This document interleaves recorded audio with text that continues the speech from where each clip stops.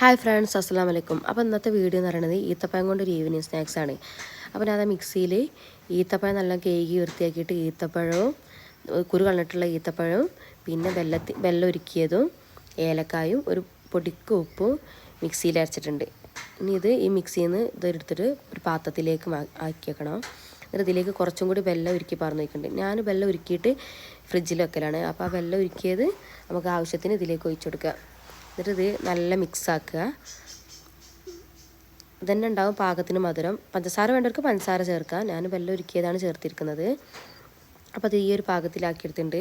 ഇനി ഇതിലേക്ക് ആവശ്യത്തിന് മൈദപ്പൊടി ഇട്ട് കൊടുക്കുക. നമ്മളെ പാകത്തിന് നോക്കിയിട്ടുള്ള മൈദപ്പൊടി ഇട്ട് കൊടുക്കുക. വെള്ളം വേണമെങ്കിൽ വെള്ളം ഇനി ചേർക്കുക. എന്നിട്ട് മൈദപ്പൊടിയും ഒക്കെ ചേർത്തിട്ട് ഒന്ന് നന്നായി മിക്സാക്കി എടുക്കുക.